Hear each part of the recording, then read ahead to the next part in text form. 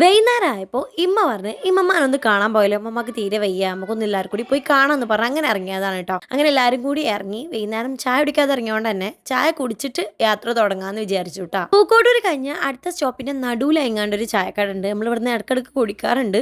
അങ്ങനെ അവിടുന്നാണ് നമ്മൾ ചായ കുടിച്ചിട്ടുണ്ടായിരുന്നത്. ഇമ്മാണെങ്കിൽ ഈ പണി കഴിഞ്ഞതിന് ശേഷം ഒന്നും കഴിച്ചിട്ടില്ല. ഇമ്മ എത്തലും ഞങ്ങൾ ചെല്ലലും പോരലും ഒന്നിച്ചായണ്ട് തന്നെ അമ്മക്ക് വീട്ടിൽ നിന്നൊന്നും കുടിക്കാൻ പറ്റിയിട്ടുണ്ടായിരുന്നില്ല കേട്ടോ. അതുകൊണ്ടാണ് നമ്മൾ ചായ അടിച്ചിട്ട് അങ്ങോട്ട് പോവാന്ന് വിചാരിച്ചത്. ഇമ്മ ഇപ്പോൾ ഉള്ളത് ഞങ്ങളെ എളാമാന്റെ വീട്ടിലാണ് കേട്ടോ. എളാമാന്റെ വീടുള്ളത് സൂപ്പറിലാണ്. അങ്ങനെ മഗ്‌രിബ് ബാങ്ക് കൊടുത്ത് കഴിഞ്ഞതിന് ശേഷമാണ് കേട്ടോ വീട്ടിലെത്തിയിട്ടുണ്ടായിരുന്നത്. എളാമാന്റെ ഹസ്ബൻഡ് ഗൾഫിലാണ് കേട്ടോ. എളാമയും 2 മക്കളും പിന്നെ അമ്മമ്മയും മാത്രമേ ഇപ്പൊ ഇവിടെ ഉള്ളൂ. നിങ്ങൾ ചിലപ്പോൾ എന്റെ വീഡിയോയിൽ കണ്ടിട്ടുണ്ടാവും. ഇതാണ് എന്റെ എളാമ കേട്ടോ. ഒറ്റ പാച്ചിലായിരുന്നു. അങ്ങനെ നമുക്ക് ചായ ഒക്കെ തന്നിട്ടുണ്ടായിരുന്നു. അതൊക്കെ ഇരുന്ന് കുടിക്കാനുണ്ടോ. ഞാൻ വല്ല കണ്ണാടി കണ്ടപ്പോൾ ഒരു വീഡിയോ ഒക്കെ എടുക്കാന്ന് വിചാരിച്ച് അങ്ങനെ നിന്നാണ്.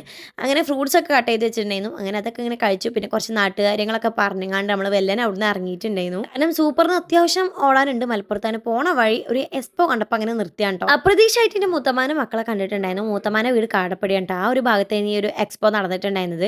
ഇത് കണ്ടിട്ട് അച്ഛനും ഇതിൽ കയറണം എന്ന് പറഞ്ഞ് ഭയങ്കര വാശി പിടിച്ചു. അങ്ങനെ ബിന്ദിയും എന്റെ മൂത്തമാനെ മോളുടെ മോളും കൂടി കൂടിങ്ങാണ്ട് പോയിട്ടുണ്ടായിരുന്നു. അതിൽ ബിന്ദിയൊക്കെ കരിഞ്ഞ് സീനാക്കിയിട്ടാ. ബാക്കി രണ്ടാക്കും വലിയ പ്രശ്നമൊന്നും ഉണ്ടായിരുന്നില്ല. പിന്നെ അങ്ങനെ നമ്മൾ നേരെ നാട്ടിൽ വെച്ച് പിടിച്ച് ഡിന്നർ നമ്മൾ പിലാക്കലിന് നെയ്ച്ചോറും പീസും ഉണ്ടാ കഴിച്ചിട്ടുണ്ടായിരുന്നു. പിന്നെ നേരെ വീട്ടിൽ കിട്ടും.